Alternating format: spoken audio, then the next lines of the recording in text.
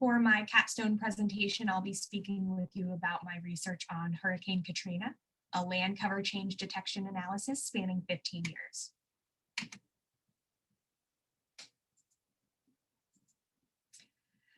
So landfalling major hurricanes cause catastrophic damage, and on August 29th, 2005, Hurricane Katrina made landfall in Louisiana as a major hurricane. Although the hurricane weakened to a Category 3 prior to landfall, it still carried with it much of the storm surge that it had built in the Gulf as a Category 5. According to the National Hurricane Center, the storm surge reached 30 feet. Hurricane Katrina was one of the most catastrophic natural disasters in the United States, and so it's going to be used as an analog of land cover changes after catastrophic natural disasters. Wetlands are very important to coastal ecosystems because they have very high levels of biodiversity, and they're also a major source of carbon sequestration. That makes them important to the environment. Specifically, the Mississippi River Delta wetlands are home to 60% of the Gulf Coast wetlands, and they play an important role in reducing storm surge. Hurricane Katrina moved directly north over the Mississippi River Delta region, putting much of the wetlands in the most intense part of the eye wall, the northern section. Landsat imagery of moderate resolution will be used in this analysis for the area of interest.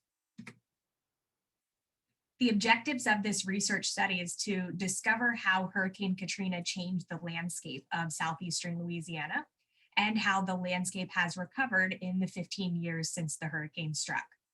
In order to accomplish this, I will use the medium resolution Landsat imagery to create multi-temporal NDVI, which will assist in more accurate land cover classification. This is just an overview of my methodology workflow. I'm going to break it down over the next few slides. Google Earth Engine is an online open source program that works in the cloud.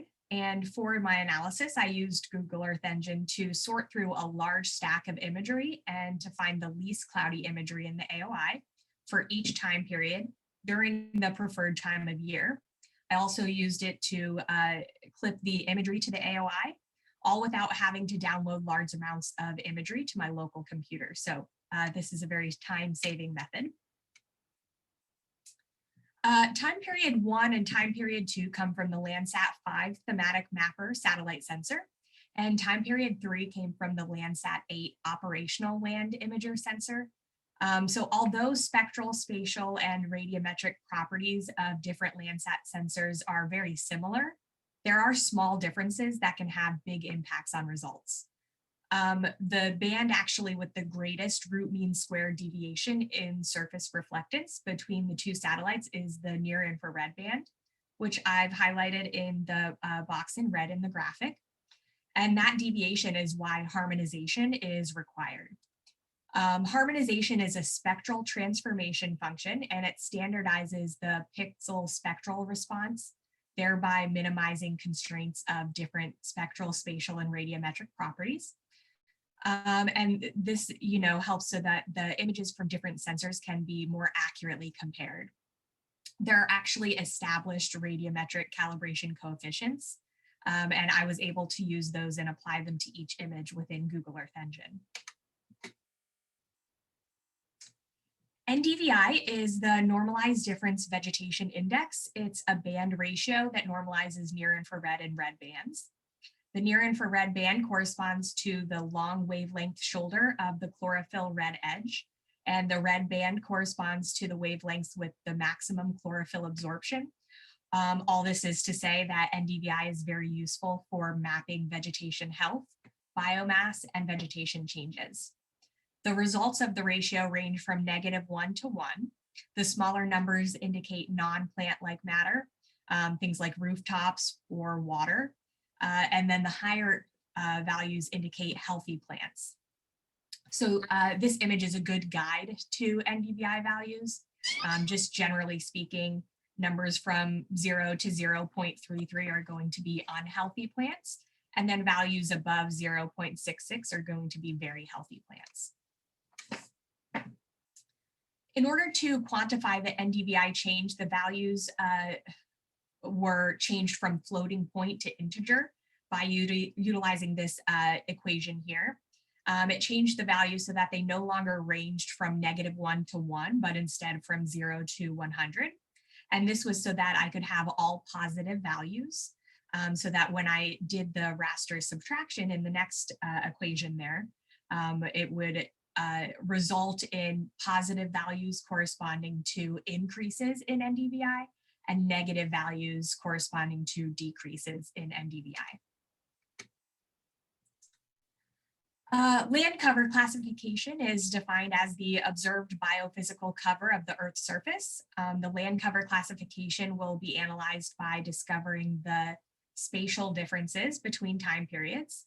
For example, as you can see here, there was wetlands in time period 1 as my example, and they changed to water in time period 2, and that overlap there is what we would call wetland loss. And so we can give a name to the change as well as calculate area of the change. The supervised classification methodology I chose for this study is random forest classification. Through iterative analysis on the training data set of target classes, the random forest supervised classification method has proven successful, particularly for wetland and mangrove classification. And additionally, research did find that remote or random forest classifiers outperform other methods such as decision tree classification, maximum likelihood, and support vector machine. So that's why this was chosen. I did do multiple classification iterations until the classification looked visually satisfactory. The results then were downloaded locally. I imported them into ArcGIS Pro, and that's where I did a thorough accuracy assessment. A combination stratified random and equalized stratified random approach was chosen to create accuracy assessment points in order to ensure that there was appropriate point spread throughout the data set while maintaining a minimum number of 50 points per class. So to complete the accuracy assessment without bias, each point was manually assessed without view of the land cover classification. And then ArcGIS Pro was used to complete the confusion matrix for each time period. This is the 2003 time period confusion matrix. Although some classes performed better than others, the overall accuracy was very high at 93%, and the kappa coefficient was just over 90%.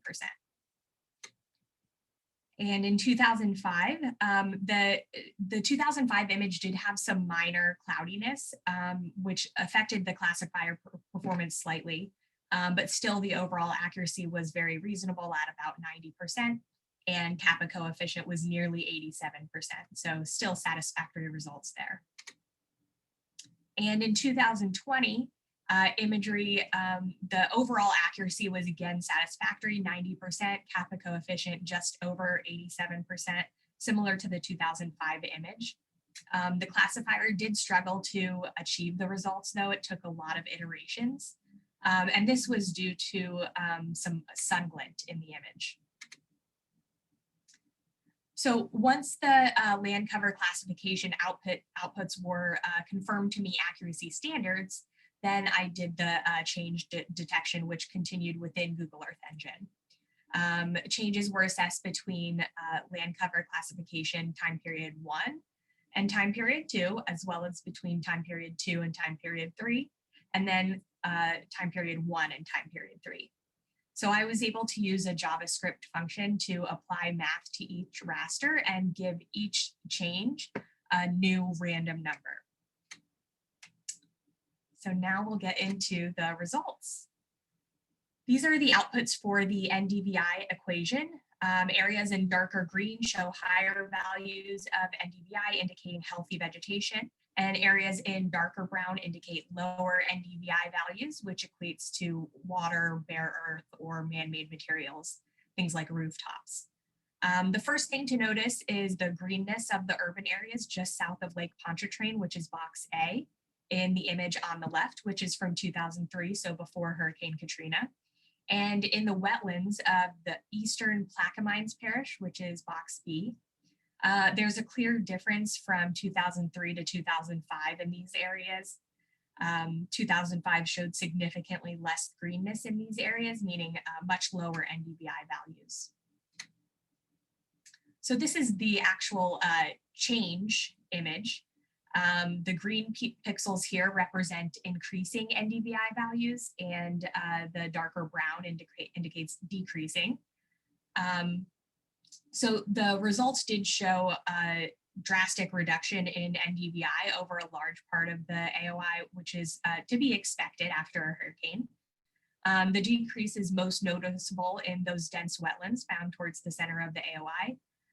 But it's also interesting to note the decrease of NDVI in the dense urban and suburban areas in box A. So the storm surge inundation there and subsequent levee breaks caused extreme flooding in this neighborhood, inundating homes and destroying much of the vegetation. This is actually a high resolution image from that area from Maxar Technologies satellite imagery. It shows some of the devastation in the suburban areas south of the lake. The image on the left was taken just before Hurricane Katrina, and the image on the right was taken about a month after. So you can see that there's significantly less greenness in the image on the right due to the vegetation death and storm surge inundation. Many homes were destroyed and many trees were toppled in the area. Now, these are the results of the NDVI from 2005 on the left and 2020 on the right. Again, take note of those boxes. What's noticeable here is the increase of vegetation in the health in these areas. You can see the higher NDVI values that returned by the greener pixels. And again, this is the change NDVI. So greener pixels indicate increase in NDVI or increase in vegetation health. And if you take a look at these boxes again, you can see that there is increase of NDVI values. So it's apparent that the vegetation health has returned, especially within those suburban areas. And here's another high resolution image. Again, the image you've already seen on the left from right after the hurricane. But the image on the right is taken in 2020. You can see there's significantly more greenness in the image on the right as the vegetation health has returned and trees are once again thriving in the area. Through visual inspection, we can see that prior to the hurricane, compared to now 15 years later, very healthy wetlands exist, but not to the same extent that they existed prior to the hurricane. So additionally, although the healthy vegetation exists within the suburban areas, it's not to the same degree that it was prior to the hurricane. This is the change again from 2003 now to 2020. So before the hurricane and now 15 years later. So this is really where we would talk about rebound, have the wetlands return to pre-hurricane state. And so we can see that there was actually an overall decrease in NDVI throughout much of the wetland area in box B. You can see that by the dark brown pixels there. And again, just another comparison of the high resolution images. So before the hurricane and after the hurricane. Interesting to note here that although the greenness has returned, so the health of the vegetation returned in these areas, you can actually tell that there are far fewer trees. So again, that can affect the NDVI values. Now to the land cover classification results. Upon initial visual inspection, it's clear that there was a lot of wetland loss. You can see that just by the number of braided channels seen in the 2005 image on the right as compared to the image on the left, which was before the hurricane. So those are going to be in this area here. From 2003 to 2005, there was a large loss of wetland area. These areas were mostly changed to water, also other vegetation and bare earth. The most significant change was from wetlands to water with 195 square kilometers of wetland loss. And this is visualized in blue in the map.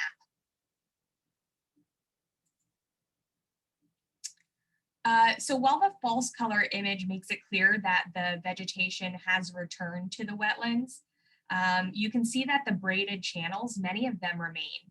So there was additional loss of wetland area. So 2005 to 2020, wetlands did show a little bit of a rebound, and other vegetation and water class changed to wetland classification. Once again, the most significant change, though, was from wetlands to water at about 295 square kilometers of wetland loss. So this is significant because this is after the hurricane, and so I'm finding that the wetlands have continued to decrease. And then from 2003, so before the hurricane, to 2020, now 15 years after the hurricane, the loss of wetlands in this area is actually still truly staggering. If you look at these two zoomed in inset images, it makes it apparent just how much land has been lost. From 2003 to 2020, there has been a prominent change. By far the most significant change is from wetlands to water at 420 square kilometers. This indicates that there were large areas of wetlands that existed in 2003 that have been destroyed since and can likely be considered permanent loss without human mitigation efforts. So, a decrease in NDVI was especially profound in the urban areas south of Lake Pontchartrain and in the wetland areas of Northeast Plaquemines Parish. The overall result of this research is that marsh vegetation was lost, most likely due to the catastrophic storm surge and resulting saltwater inundation from Hurricane Katrina. Increased rip currents, wave action, and wind likely caused this widespread destruction of an already endangered landscape. Since 2003, my results indicate 420 square kilometers of wetlands have been destroyed and lost to the water class. The wetland loss is ongoing, and without human mitigation efforts will be lost permanently. This is certainly an urgent matter due to the devastating effect this vegetation loss has on local ecology, including many threatened and endangered wildlife and marine species that call this area home.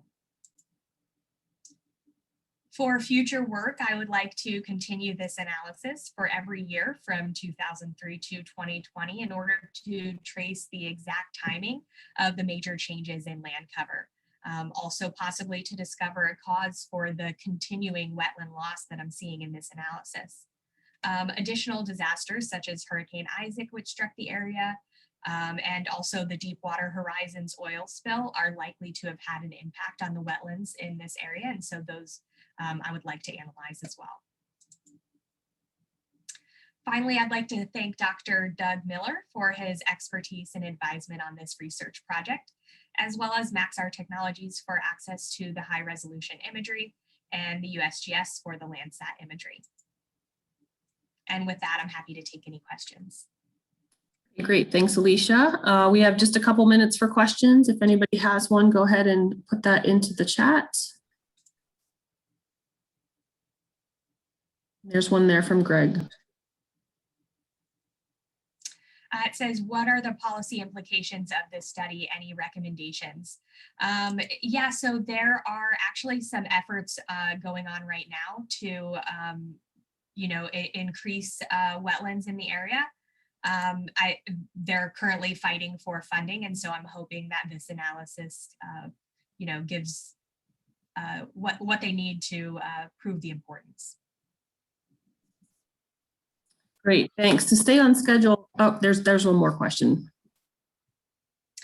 This seems like a very complete process investigating wetland loss. Have you given some thought on ways to streamline or automate this process so individuals who are not as knowledgeable as remote sensing analysis could complete a similar task?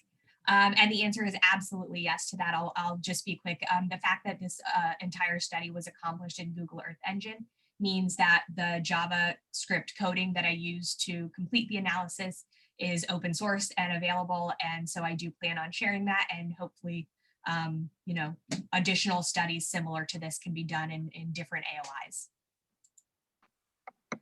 Great, thanks very much. And we are still on schedule because I took a minute or two at the beginning. So thanks for that, Alicia. Great job. Brooks Andrews is next. So Brooks, you can start sharing your screen whenever you're ready and go ahead and get started. You should be able to like kind of hover over the bottom to share your screen. There you go.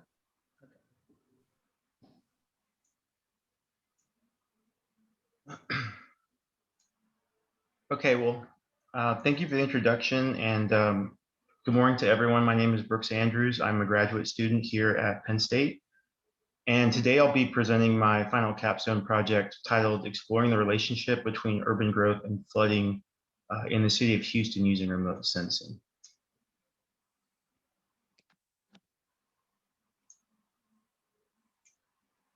Just first, before I get into the presentation, a little bit about myself. Currently, I serve as the GIS program manager at the Houston-Galveston Area Council.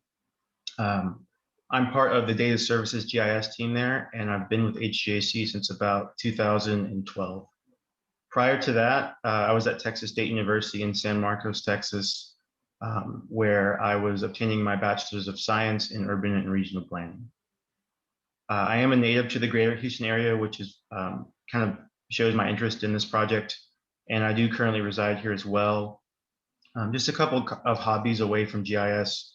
Running and exercise would be one. Recently, I've gotten back into cycling since the pandemic started, and my wife and I try to sample new wines and travel, of course, when we get the chance.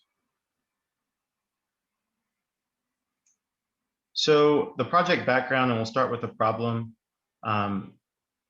Really, in the last decade plus, I'd say the greater Houston metro, which is about 7 million people, has seen a pretty significant increase in the amount of flooding events we have per year, and not only that, but the severity of these flooding events. And so the goal of the capstone is to utilize the data, the technology, and the methodology that I'll talk about here shortly to explore any possible relationship between increases in urban development and impermeable surfaces, and how those increases may have impacted not only flooding frequency, but flooding severity here in the city of Houston. And we're looking at the years specifically from 2008 all the way to 2018. A couple things to note, this capstone is not intended to solve flooding in any way, shape, or form, nor am I looking at climate change or weather patterns. Really, I'm focusing on buildings being constructed and concrete being poured, and how those things may have affected both flooding frequency and severity. So the capstone really started out as an extension of my Geography 481 final project from way back in spring of 2019. The methodology really heavily relies on orthoimagery and LiDAR. And while I did originally want to do this for the entire city of Houston, the size of the data and the time that would take is just not really feasible. So what I did instead was I selected 3 different neighborhoods within the city of Houston. And so on the screen there, you can see those neighborhoods. At the top is the Greater Heights area, a pretty large residential district, and that's currently where I live now. To the southwest of that is the Greater Uptown area, a really large mix of everything. There's office, there's retail, there's commercial, and residential as well. And then to the south is the Texas Medical Center, which is a small but very dense collection of tall medical buildings and office buildings, but there's also a bit of recreational and retail there as well. So some of the project resources, first with the data. Like I said, I primarily use LiDAR and aerial imagery. So I got 2 sets of LiDAR from my employer with permission, the Houston-Galveston Area Council, from 2018 and 2008. And then for those same years, I gathered aerial imagery at 6-inch and 1 foot and 6-inch GSD for both years. And then the last thing I needed really was boundary files for the neighborhoods I was looking at. So I went ahead and went to the City of Houston's GIS portal and downloaded the Super Neighborhoods shapefile and just used the areas that I needed. Now we're looking at the technology used. So primarily 3 programs, GeoQ LP360, ArcGIS Desktop, and ArcGIS Pro. LP360 was primarily used for the LiDAR data, doing a bit of processing and classifications there. I used ArcGIS Pro and ArcGIS Desktop for primarily the same functions, but there's a couple of tools available in Pro that really aren't available in Desktop quite yet. And then conversely, there's a couple of workflows in Desktop that I'm just way more comfortable using than in Pro right now. So that's the main reason those two programs were used.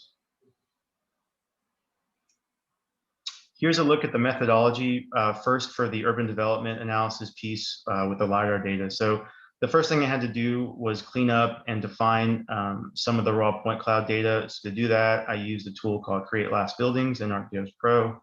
And I used a couple of point cloud tasks in LP360 to do that as well. Once you have that done, you go ahead and export your DEMs using ground points and your DSMs using ground and building points from LP360. And you do this for all 3 of your neighborhoods for both years. So you're going to have 12 surfaces. Once you have those surfaces, you can import those in ArcGIS Desktop. And at that point, you want to clip them to the bounding rectangles of your neighborhoods. And then you're able to create what's called normalized digital surface models, or basically surfaces that show buildings only by subtracting your DEMs from the DSMs in the raster calculator. After that, you want to clean up your negative values in those DSMs using some conditional statements. And then you want to convert those NDSMs from floating point rasters to binary rasters using the integer tool. At that point, I decided to reclassify my NDSMs, the elevations in those NDSMs, into 3 categories. First category was everything under 8 feet, which we're not considering a building for the purposes of this study. The next class is buildings between 8 feet and 40 feet. And the third class is buildings 40 feet and above. There's a specific reason I chose to parse out those buildings at 40 feet, and I'll talk about that when we get to the end of the presentation. And then the last piece here is you want to run the zonal geometry as a table tool lastly to get those classification areas in square feet. That way you can quantify change over time in urban development for that 10-year time period. So the second part of the study was the impervious surface analysis using aerial imagery. The first thing you want to do here is actually make a smaller selection within those neighborhoods of just 1 city block per neighborhood. The reason for that is because the aerial imagery analysis is very resource and time intensive. So it was suggested that I kind of drill it down to 1 block per neighborhood.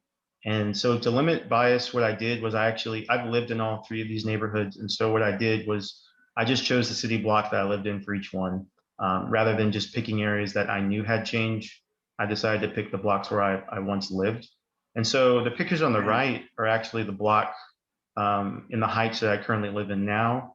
At the top is the CIR image of what it looked like in 2008, and at the bottom is what it looked like in 2018.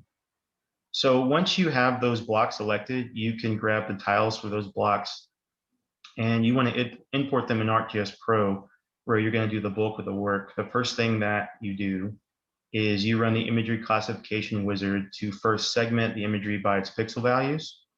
After it's segmented, you can then classify that imagery using supervised classification methods based on land use.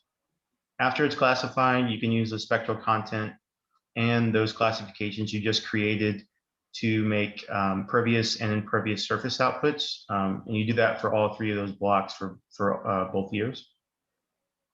Then you're going to want to clean up those pervious and impervious surfaces using some error correction tools in the imagery classification wizard. And then finally, just like the LiDAR piece, you go ahead and run zonal geometry as a table to get the square footage for both impervious and pervious areas. So again, you can then quantify change over time in percentages for the 10-year period. So now we're going to look at the results and findings for this study. First, we'll start with the urban development analysis using LiDAR, and we'll start with the heights area.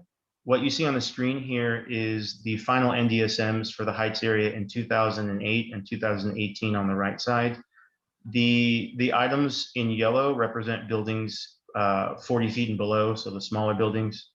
And the items in pink represent the taller buildings at 40 feet and above. And so in the heights in this time period, the medium-sized buildings grew by about 0.83%, and the taller buildings grew by about 0.28%. Taking a look now at the urban development change in Uptown. So actually here we show that the smaller buildings, 40 feet and below, actually decreased by 1.58%, and the taller buildings increased by 0.6%. There's an asterisk next to that decrease value, and the reason for that is twofold. One is because I suspect that there's probably some demolition of buildings that you can't really account for in this time period, maybe to make way for taller buildings or possibly to make way for nothing. But the more important part is that in the 2008 LiDAR data, it's really hard, at least in the NDSMs, there's still a lot of trees and non-building items that tend to show up in the NDSM based on the quality of that data. And so I think there's some of that at 40 feet and below in the 2008 NDSMs that you don't really see in 2018. So I think that's probably a reason for that decrease. Taking a look at the urban development change in the medical center, we have the same phenomenon going on here where the buildings at 40 feet and below decreased by about 2.2%, and the taller buildings increased by about 1.32%. Again, the same reasoning for that decrease, I believe, probably some demolition that's not accounted for, and most likely due to some trees that poke through or some non-buildings that poke through in the NDSM in the prior year. Now we're taking a look at the impervious surface analysis results.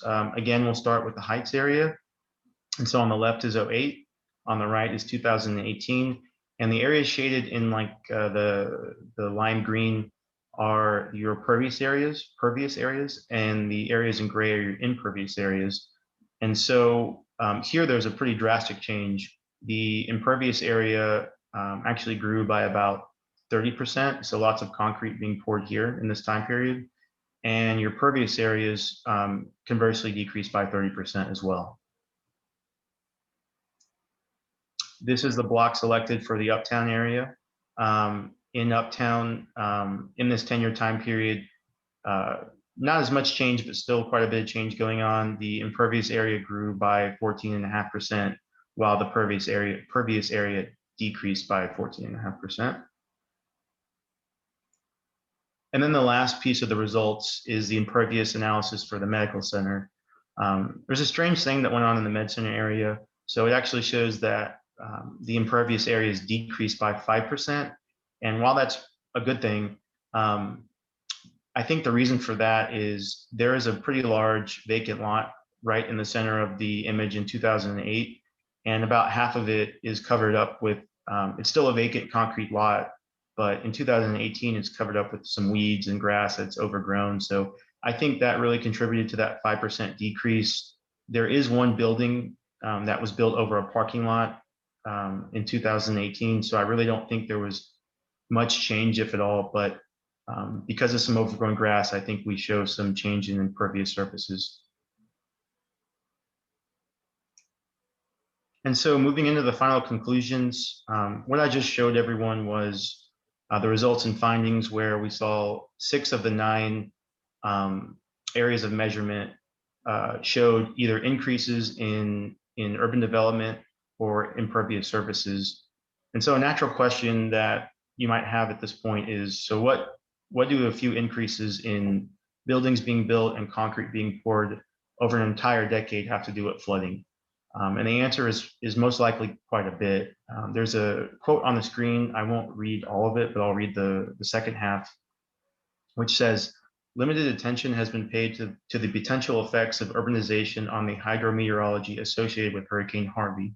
Here we find that urbanization exacerbated not only the flood response, but also the storm total rainfall. And so what that tells me is that the person who wrote this article is suggesting that the things we do as humans when we build and create impervious surfaces, we really are contributing not only to flooding frequency, but the severity of that flooding. And so this is just one of the articles I found in my my literature review last summer, and there's several more that suggest the same phenomenon is going on. Taking a look at some of the limitations of the study, first and foremost to note was time and scale. Like I showed earlier, I really wanted to do this for the whole city, but that's just not feasible. So only 3 neighborhoods were selected for the LiDAR analysis of the urban development. And then with the imagery analysis with the impervious surfaces, only 3 blocks within those 3 neighborhoods were selected for that analysis. Specifically, some limitations in the LiDAR piece, the point cloud classifications and just the overall quality of the data in 2018 is just superior to the 2008 data. In the latter year, you have all of your ASPS standard classifications, whereas in 2008, you only have the ground points classified. And then the quality of the data is just much better in 18 as well. And the second limitation is it really is impossible to remove just 100% of all the trees and the non-building items that you do find in your NDSMs, despite all the tools and things that I did to limit that. You still have some poking through your NDSMs, specifically in the 2008 data. And so that, again, is why I talked about this earlier, but that is why those buildings were parsed out between at the 40-foot mark. Most of your non-building items and your trees are going to show up at 40 feet and below. So that's the way the method for separating those buildings out was a good way to try and offset that. And then just a limitation note for the imagery analysis, similar to the LiDAR piece, it really is almost impossible to correct 100% of your classification errors for the imagery. So some of the images shown, you may have seen a driveway or some concrete that was shaded green. That could either be due to a tree overhanging that part of the concrete, or maybe there's a shadow underneath the concrete. Once it's classified in your classification method in the ICW workflow, it's really hard to undo that. ArcGIS Pro does have some good tools you use to do that, but it's really impossible to get 100% of it correct. And then just a couple of considerations for the future. Could the results of this study possibly be used as a wake-up call for the city of Houston? Hopefully that call has already been received by the city. But if I were to share the results of this with them, could that lead to more efforts to offset land and runoff space for the buildings being created and the impervious surfaces that we create going forward? And then lastly, I'd like to, if I were to continue on, I'd like to really try and do this study for the entire city. I would need multiple people and lots more time, but that is something to note. And then also, this same methodology can be applied to any city really with similar issues. And then just a few folks to acknowledge. First and foremost would be my capstone advisor, Karen Schuckman. Karen was instrumental in getting me to this point and seeing that I get across the finish line. So I have to thank Karen. There's a few folks here locally in the city of Houston that helped, and then a few folks nationally at Esri and GOQ as well. And then lastly, a slide for references. The top few were used in this presentation, and the bottom few are just more supporting literature articles that I found last summer that support the final conclusions that I came to. And so that concludes my presentation. I want to thank everyone for your time. And at this point, I will take any questions that you might have. Great, thanks, Brooks. Please type questions in the chat. It's nice to see Larry, a former MGIS student, helping a current MGIS student.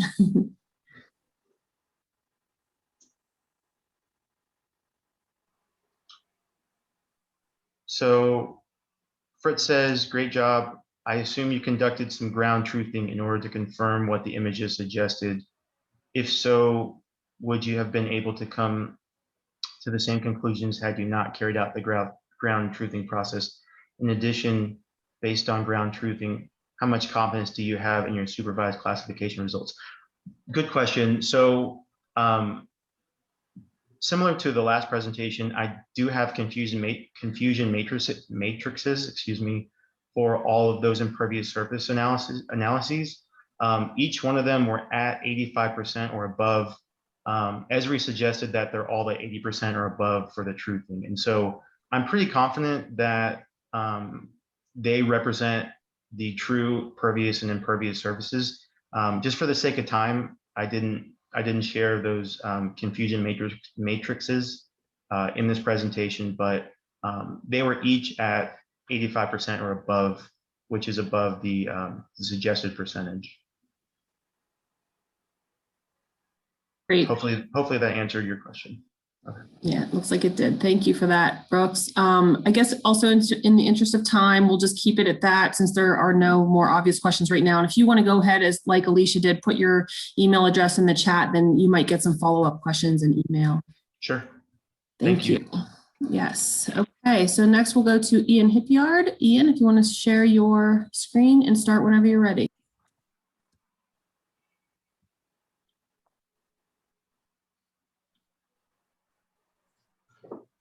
All right, can you hear me okay? Yes.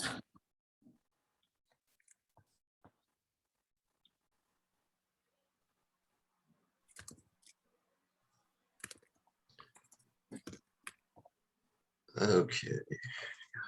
Let's see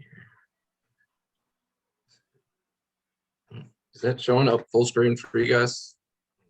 I think we're kind of seeing what you see, where you can like see the little advancing slide 40 and all that.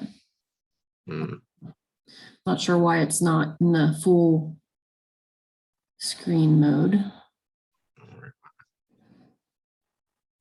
Nope.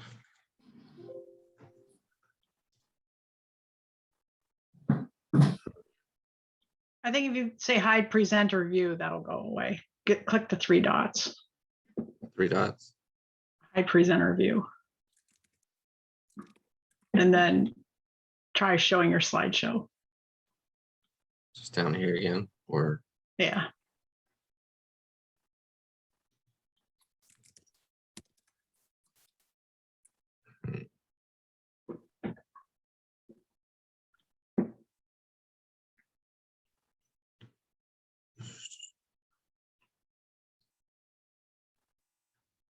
The icon a few items over from the save, the floppy disk, 1, 2, 3. There's a little play button. You could try that. There you go. I think it's got the. Do you have a second screen? Yeah, I do. Okay, so you got to go to slideshow. Like the ribbon, get the slideshow ribbon. Click up there. Or switch which screen you're sharing in Zoom. There, unclick use presenter view over there where it says monitors. And then now try that. Hold on, let me see if I can just. Slideshow must be going onto your other screen. Okay.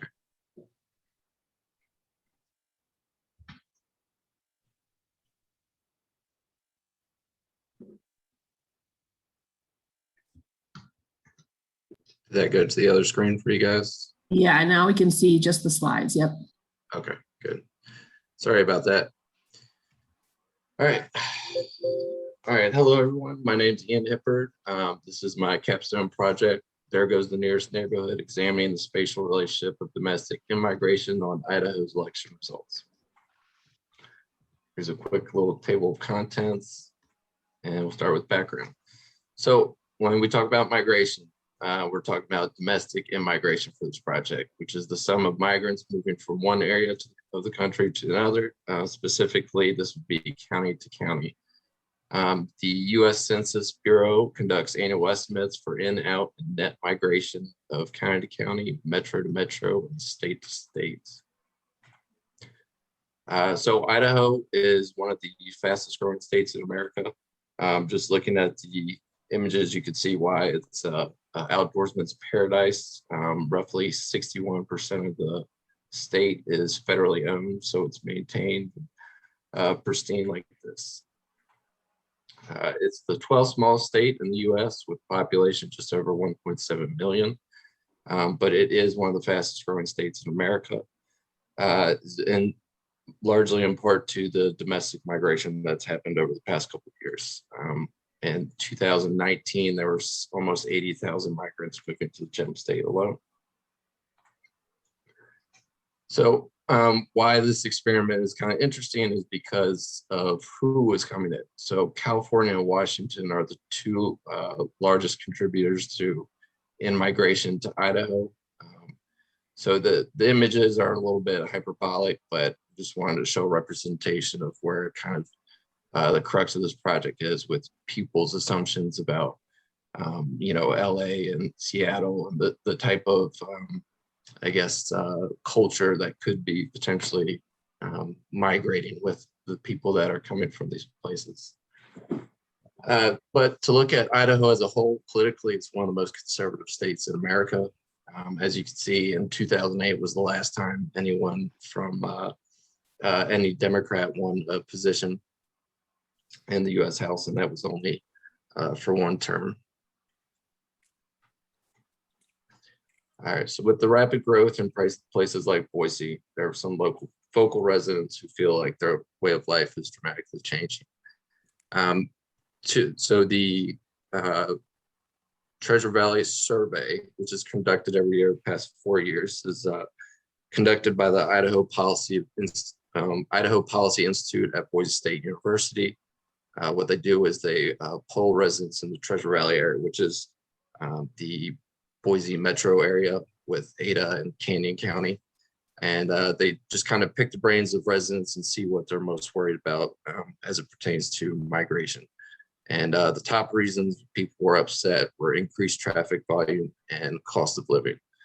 And then they also polled the people that were coming in from coming into Idaho the past 10 years. And top reasons were family, proximity to family, and job economy. So with these rising prices, you know, a lot of people are a little upset about no longer being able to afford housing when they could a couple years ago.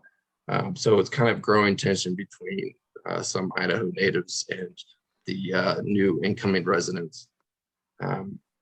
This is not just an Idaho problem.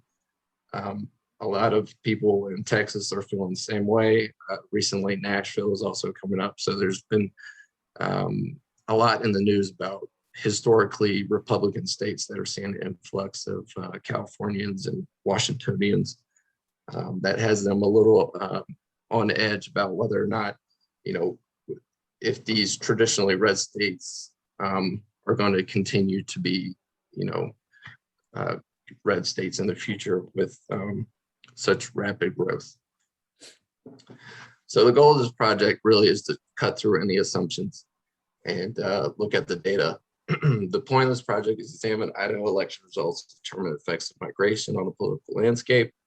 When we're talking about political landscape, what I mean is voter history, margin of victory of elections, and any voter party registration trends to include third party unaffiliated. And then also to look at if the migrants that are coming from different places are whatever their political affiliations, if they're changing or if they're mirroring what Idaho has to offer. So previous studies have shown that people are consciously or unconsciously sorting themselves by migration. So they're looking at areas that kind of mirror their own principles. So I wanted to look at that with Idaho and California. The voter files both look at, or they both have registrations, party registrations. So just looking at those can kind of tip us off if the state or if these migrants are in fact, you know, bringing their ideals that are different to Idaho. So 3 main pieces of data. You have the election data, 2008 all the way to 2020. I looked at a county level. Voter data, voter party registrations from 2014 to 2020. Idaho didn't start using party registration numbers until 2014. So that's why it's not as long-term as other. And then Idaho, California voter files. Both states, again, they collect voter, when you register to vote, you have to pick a political preference. And then the migration data, which is US Census Bureau American Community Survey 5-year estimates from 2005 all the way to 2018. The reason why I use these estimates is because they're the most accurate. It doesn't mean that, so if they give a number, it's usually the annual average per year, if that makes sense. The software I use, Microsoft Excel for data gathering, wrangling, pivot table creation, data calculations and formatting, PostgreSQL for the exploratory analysis for the voter files, and ArcGIS Pro for exploratory spatial analysis, data visualization, and the spatial statistics tools. Here's a quick look at my workflow. Obviously, just taking the data, make sure it's formatted. There's two separate workflows. One was for the voter files, because they were so large, I had to put them into the SQL database. From there, I was able to use queries to do my analysis. And then the other part was the exploratory analysis with Excel, and eventually importing that into ArcGIS for the spatial analysis. So a couple of the key processes that we used were the SQL, Structured Query Language Database. This was just, again, a way that I could deal with the sheer amount of the California voter files were, I think, 23, 24 million. So not too big in the grand scheme of things, but certainly something that I couldn't just do in Excel. ArcGIS has some cool tools with spatial statistics, local bivariate relationship tool, which is kind of like the Pearson art, where you're looking at just the correlations between two variables. Geographically weighted regression, which is the local weighted model, which looks at every unit and assigns a model to it, but is supposed to account for geographic variation. And then ordinary least squares is just the tried and true linear regression model used for predictive analytics. So challenges and limitations, the lack of variables for the regression analysis, and this was kind of purposely done. I didn't want to delve too much into a whole bunch of variables. I want to just keep it simple and sweet and see if migration trends were affecting elections. The lack of consistency in voter files between states was an issue, and that's why I had to do a lot of formatting for the data. For example, California had date of birth and Idaho had age, so I had to do a couple things to calculate all that, make it look the same. There was incomplete data in the California data files. And then also there are some states ideally I would love to get every neighbor state of Idaho, especially the big contributors like Washington, but not all of them record party affiliation. And then some like Utah are extremely expensive to get a hold of, which are, upwards of $1,000. The estimates only scale to county level, and that's everything matched up at county level. But as you'll see later, I don't think it was small enough to show the variation. And limited points of the number for the geographically weighted regression. I think one of the issues was there's only 44 counties in Idaho. I don't think that's enough to really to be as effective. So election history, voter participation. You can see that there's a pretty significant number of, the voter turnout was somewhat significant, especially during the general election years. So there's no issue with voter turnout. Total votes by political party, obviously strong Republican advantage. For Dems, the closest midterm election was in 2014. In 2016, you had the highest independent votes, but that dropped the following year. So that was kind of an outlier of sorts. Election results, there's only 3 counties that actually won, that went to a Democrat. It was Blaine and Latah County, or I'm sorry, 2 were the only candidates that won a presidential election from 2008 to 2020. As far as the governor races, 2010, 14, and 18, Blaine, Latah, Teton, and Ada were the only counties that were Democrat. So again, just emphasizing the Republican dominance throughout the project. Here's a quick look at the Democratic percentage of total vote. You can see again, Blaine County right in the middle there is definitely the most democratically strong county we have. But looking at between 2008 to 2020, only 4 counties increased in total Democratic vote percentages when comparing presidential elections. And Latah County, which was actually one of the stronger Democratic counties, saw a minus 4.2% drop in Democratic total percentage votes, despite it going to despite Democratic candidates winning in every election. Party affiliation, again, I said it started in 2014, which surprisingly unaffiliated voters were the majority, but then that all changed in 2016. Generally over the project, Republicans dominated in terms of party affiliation, with unaffiliated coming second, and then Democratic far behind. Party affiliation county trends. Counties with the highest percentage of registered Democrats were Blaine, Latah, Teton, Ada, and Shoshone. Observing the growth trends in Idaho counties revealed that only Blaine and Teton counties had positive net difference of Democratic growth from 2014 to 2020, with 11% and 3% respectively. The Republican Party growth was significant, with 30 out of 40 counties having a 10% or greater positive net increase from 2014 to 2020. The counties with the highest percentage of registered unaffiliated voters are Blaine, Bannock, Latah, Nez Perce, and Ada County, Ada and Teton.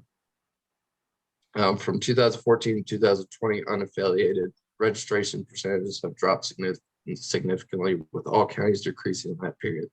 Only Franklin County had a single-digit drop in unregistered, unaffiliated at that time. So basically, what we're seeing is that since 2016, people are really starting to pick their parties instead of having no preference. Here's a quick look at the spatial data analysis of the in-migration. And obviously Boise, Idaho Falls, Coeur d'Alene are a couple of the hotspots. Coeur d'Alene is up in Kootenai County, which is up in the Panhandle. In-migration estimates by county. Here's a look at, again, the same thing, but looking just comparison. Ada County, where Boise is obviously the largest. Canyon, the second one, that's also Boise metro area. And then Kootenai, which is Coeur d'Alene. All right, so after looking at total migration, I started looking at California and Washington migration estimates. Here's a quick breakdown of California compared to Washington and the different counties. So Ada obviously being the largest population of Washington, going to Kootenai County or Coeur d'Alene. A lot of that is due to Spokane being its neighbor.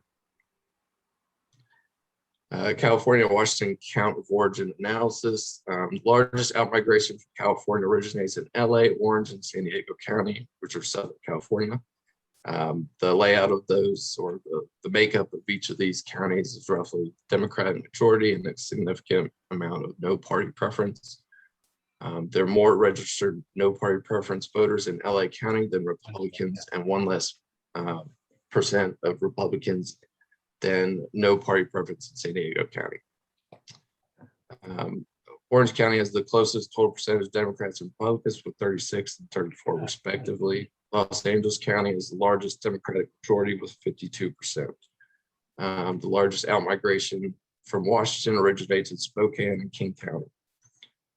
Washington does not record voter party affiliation, but just based on the results, Seattle obviously Democratic and Spokane favors Republican candidates.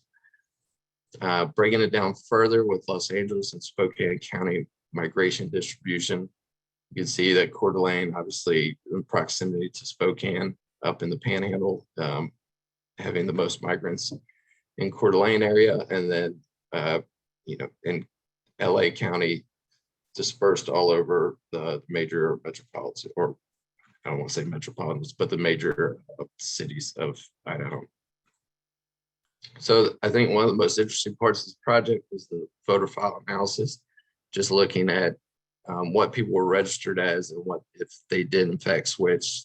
Studies showed that obviously when people are switching or migrating to a certain area, their new political preference or registration is a good indication of what they really are, as opposed to where they came from.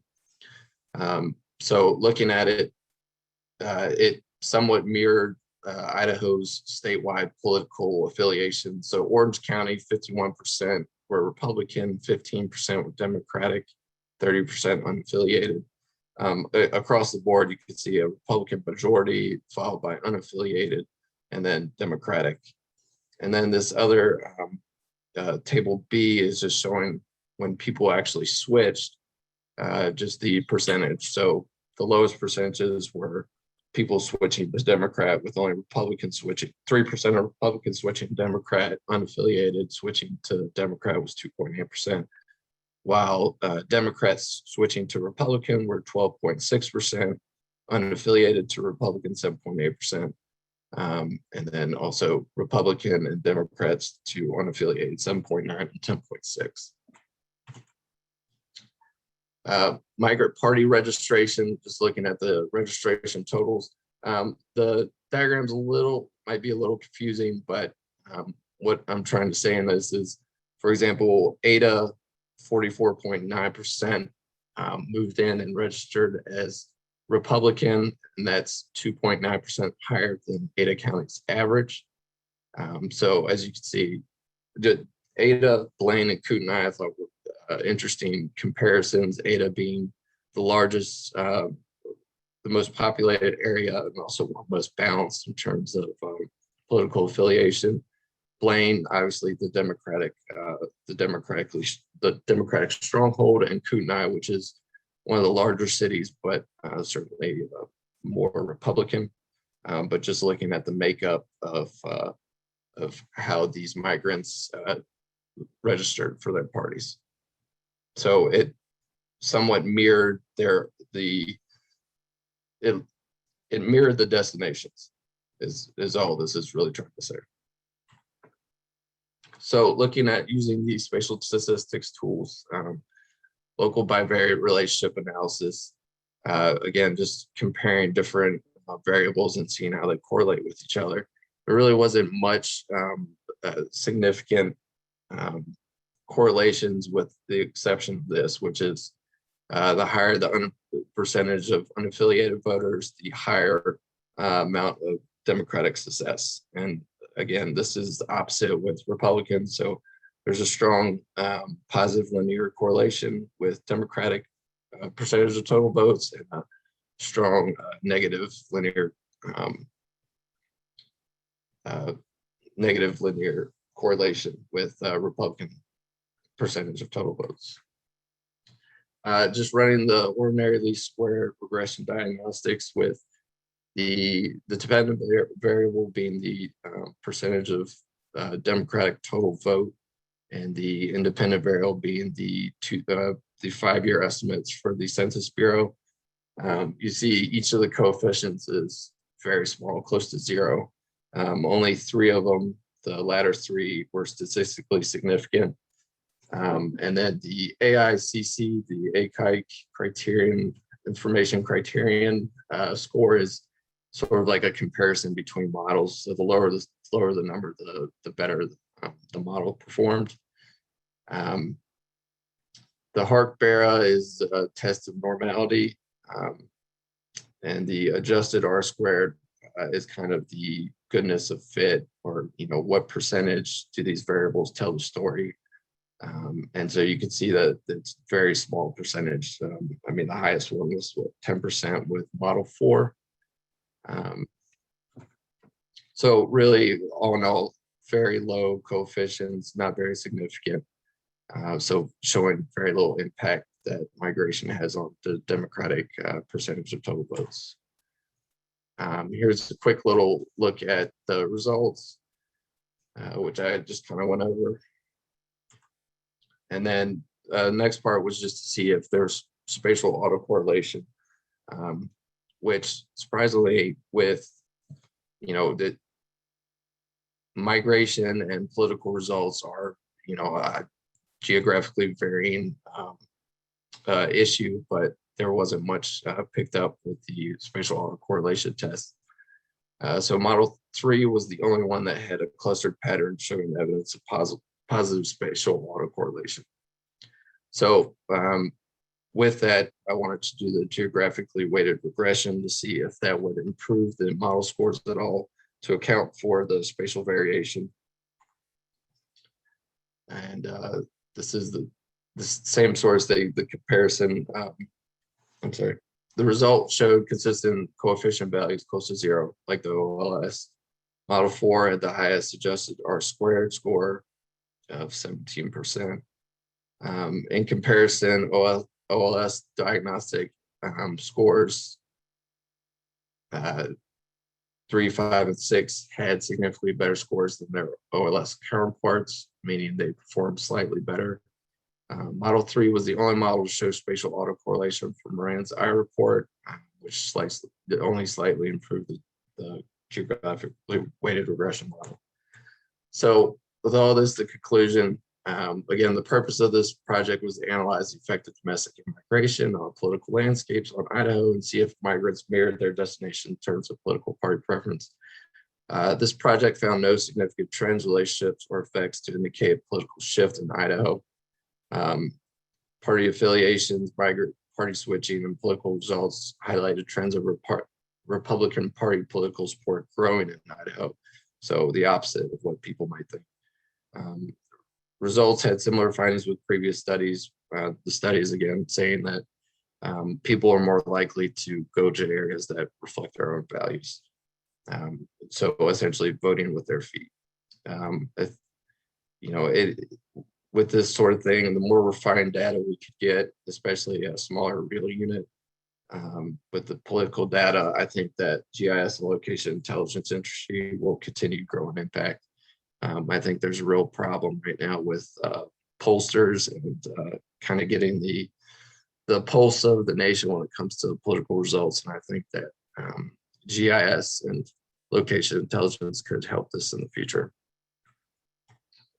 And that's about it. I'd like to thank Brian for helping me out a lot with this this project. And any questions? I know I had to run through that really quickly. I don't know how our time is, but that's all I've got. Thanks, Ian. If we have any questions, it looks like you already have one there in the chat.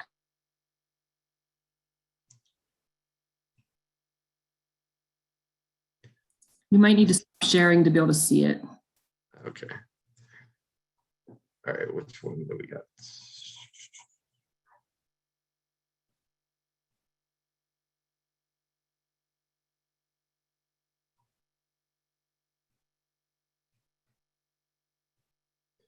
It says, you said you found the state voter files analysis interesting and how voters' registrations correlated with their destination voter preference. Have you also seen similar results reported with statistics in media or studies? I have not. I have actually, voter files seem to be, I didn't find much in terms of voter files in the media. There's like, oh, this is what a voter file is.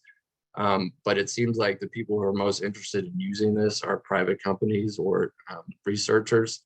So, the former being guys I assume are selling this data to people who are interested in analyzing it. So there doesn't seem, most reports I see are just based on Census Bureau data, nothing with voters or anything, you know, voter results or Census Bureau data is it. So I thought it was, I don't know why people don't use this more. I know California is kind of tight on security with, you're like, why are you using this sort of thing? So, you know, there is a little bit of sensitive, it's somewhat sensitive to some people, especially because it has addresses and stuff like that.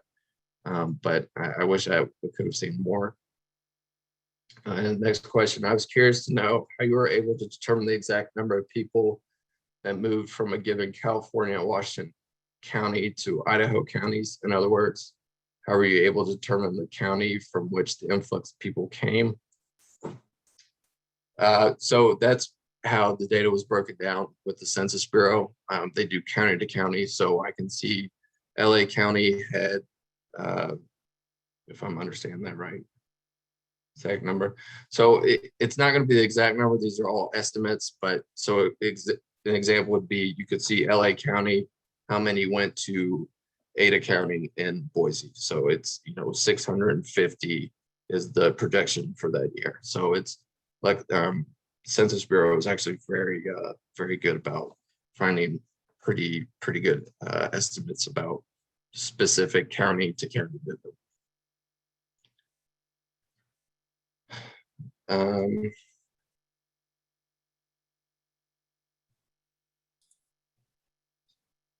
I've lived in places where it's not unusual to register with the party that controls the area simply to improve job prospects. It would be interesting to try and dig into how much that plays into your results, if possible.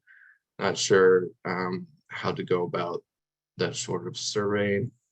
Yeah, that would be interesting. I think one thing I was looking at with the Treasure Valley, which I found interesting, was just anecdotally what I've talked to people with and what I've heard compared to the Treasure Valley survey was how high jobs were on that, on the reasons for people moving, or especially the family part, because Idaho is a small state. So I imagine that there was a first wave of residents coming in from California predominantly. And this is just, again, how I talk to people. There's like initial, okay, we came to Idaho, and now family members from California or Washington are moving to meet their family members. But jobs would be interesting. Okay, great job, Ian. Thanks for the presentation and all the questions. And we will move on to the last presentation.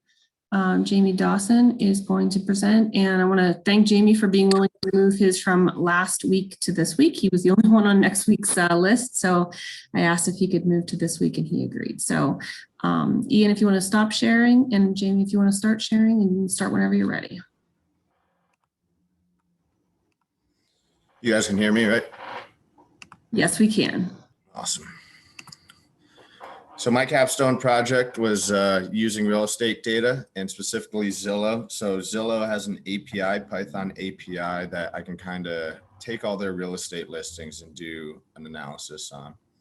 So I work for the Department of Conservation and Recreation as a records coordinator and a GIS analyst for the state of Massachusetts.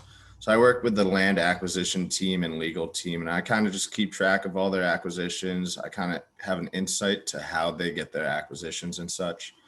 So since DCR owns a lot of the land and they don't really go by administrative boundaries, it's hard for our 3 land acquisition staff for the whole state to kind of keep an eye on all the real estate listings that are out there. They kind of just use word of mouth, or an owner comes up to them and asks them to sell, or asks the state parks to buy it from them. So I'll just go into a little bit about why state parks are important. State parks provide a lot of recreational opportunities. They also conserve habitats for flora and fauna. There are some surveys conducted between 1975 and 2007 that determined about a third of the people that spend time in nature and recreation that time is spent in state parks. Throughout the United States, it's estimated 725 million individuals visit state parks using 440,000 miles of trails and 200 campsites. So that's including tourists or individual visits. So if you go a few times, I'll count a few times. Conservation helps mitigate climate change just by conserving the land, keeping the plants there. It removes more carbon dioxide than developed land.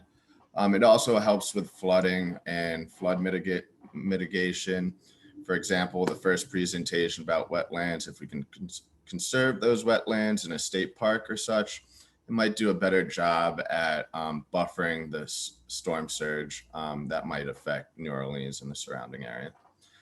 Another study was done on 218 parks in New York State Park System, which is right next door from Massachusetts. And it says it's one of the principal protectors for many rare species and significant communities, animal communities. Also recently, state parks, I keep seeing more and more articles about it, about how they're getting more use now than never, kind of as a COVID relief. People just want to get outside and use state parks a little bit more. So here's our state park system for Massachusetts. The dark green is the park system. The bright green is our watershed protection. So we have 3 big reservoirs here. Those reservoirs feed into Boston and it's Boston drinking water. So we're trying to protect the land around it. And then you have some more down on the Cape. So background, Department of Conservation and Recreation, we have 477,000 acres, which is about 8% of the total acreage in the state. And like I said earlier, our state park system doesn't really follow administrative boundaries or neighborhoods. So it's really hard to narrow down these real estate listings. I mentioned before, I'm a land records database coordinator. And with that, I was able to kind of see the land acquisition process. So they find a listing or get reference a listing, cross-reference some GIS layers, then they start doing site visits and getting approvals and their due diligence.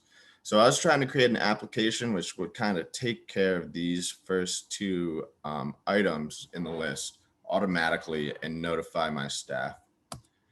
So the goal of this presentation is kind of just outline where I am at with this application. I haven't quite finished it yet. I pretty much have it all the way there, but I'm able to gather Zillow's data through their API, and then I analyze their listings. I clean the data first, then analyze their listings. And then the end goal is to email out those specified listings, which are within 500 feet of DCR owned or managed land, to our land staff.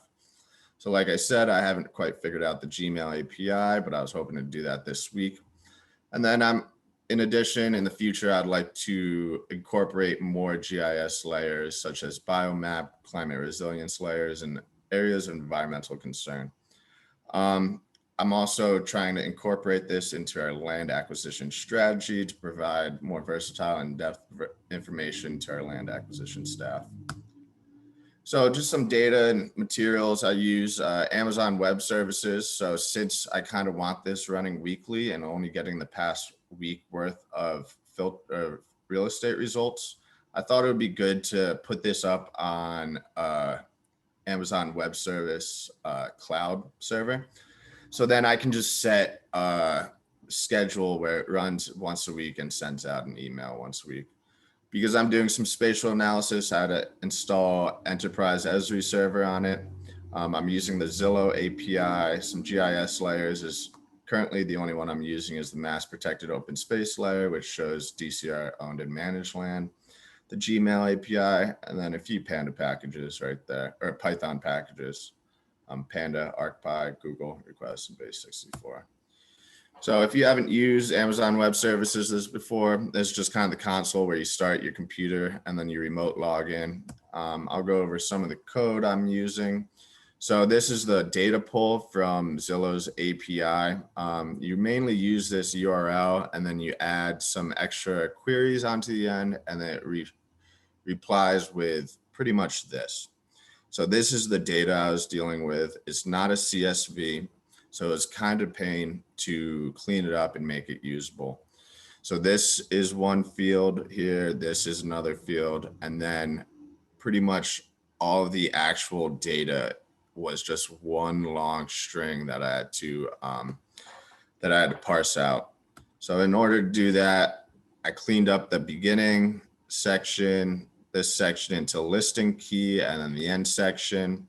And then I kind of split it into different rows. So now I have one listing per row, and I can start parsing out each row. I parsed out each row manually. I couldn't really find a loop to do it. So I kind of just went through field by field and parsed out manually, and then removed that parsed out section from the remaining section.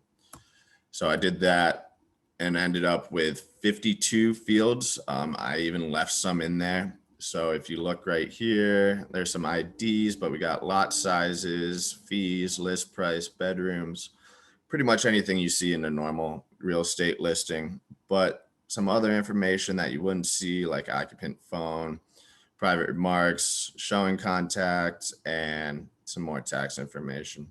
I was really glad they added latitude and longitude in there. I was originally planning on geocoding these addresses, but with the lat and long in there, kind of made it easy. So then here we go into kind of more of the ArcPy Esri package. So some things you guys would be familiar with. Select layer by attribute. So one of my first problems I came into after I presented this idea in October, about a month after, they turned this API database from free and open to anyone behind a paywall. So I spent a month trying to scrape the data from Zillow's website. That didn't really work. Eventually, I contacted them and they gave me access to a test database. So I made it all the way through parsing out the data. Then I go to plot the points. The points are in Antarctica. So the lat long were just made up. So in order to continue on with the project, I created some random points within Massachusetts, 188, because that's how many results I was getting out from the Zillow API. And then I just plotted those random points throughout Massachusetts and then attached my Zillow data to it. Not ideal, but I'm really just creating proof of concept for the DCR. And then once that proof of concept works, they will pay for the $500 a year, or it might be a month, to get access to the database, the live database. So created some random points and then select by within 500 feet of any owned or managed land by DCR. And then I connected the points back together to the Zillow database. This is the Gmail API that I'm still working on. Haven't really gotten it to work yet, but I'm hoping to get it to work this week. So challenges and limitations with this project. I knew from the start that my personal coding abilities would probably be the limiting factor, but I wanted to do something that I haven't done before and wanted to do something that would kind of be new to me. So my personal coding abilities were probably the worst part about this. I did a lot of Googling, but I'm sure I got stuck in a lot of spots where an experienced coder might have made it through. Zillow's terms of use for the API, so they don't want you saving any data. So part of my code is kind of cleaning up the data as I go and making sure I'm not saving any files. If they find out that you break the terms of use, they'll cut off access to their API. And then I mentioned the following one, which is switching their database from free to behind a paywall. And then I wasted a bunch of time trying to scrape their website instead of using their test database. Then finding out their test database, their lat long being fake and in Antarctica. So then I had to find a workaround. And then finally the Gmail API. So I've been working through these challenges as we go, but hopefully I'll be done with this soon. So my anticipated results for this would be the land acquisition staff would receive weekly emails outlining all the new listings from the past 7 days within 500 feet of land owner managed by the DCR, along with additional attributes from other GIS layers. Here's some references. Any questions?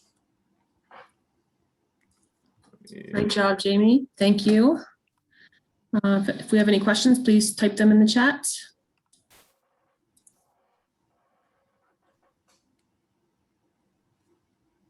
I'll ask one while we're waiting for questions. Do you anticipate this going any further beyond those first couple things in your list, like to add any other, I don't know, steps that would take it further than what you have anticipated? So we're working on a land acquisition strategy, kind of just point our land acquisition staff to areas that we think would be better to spend time and effort in. And by doing that, we're going to be looking at a bunch of environmental layers, resilience layers, biomap layers, and creating these clustered areas of where we should focus. And I would like to incorporate the real estate information that we might gather from here into that strategic planning. Kind of fine with keeping it small and just the weekly notifications. But if there's an ability to expand this into other opportunities, I'm definitely going to take advantage of that.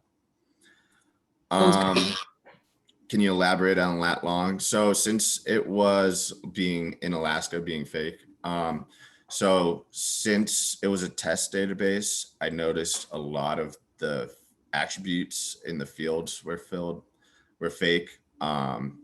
Sometimes the address wouldn't actually match up to an address in Massachusetts. There would be a house with no bathrooms, but 3 bedrooms. So I feel like they kind of just threw in a bunch of fake attribute information so that you can't steal any of their priority information. But you can still use their basic format and their API to create a proof of concept. Okay, great. Well, we could see if another question or two comes in, but in the meantime, if you want to put your email address, and I forgot to tell Ian, if you want to put your email address as well. Great, thanks, Jamie. Then we might have some follow-up questions for presenters. But again, thank you to all 4 of you. You did a great job. Congratulations on almost being graduated. Just a few more weeks, I guess. And I will share this recording into the Capstone Library shortly. Thanks to everybody who attended today. Have a great day. Thanks, you too.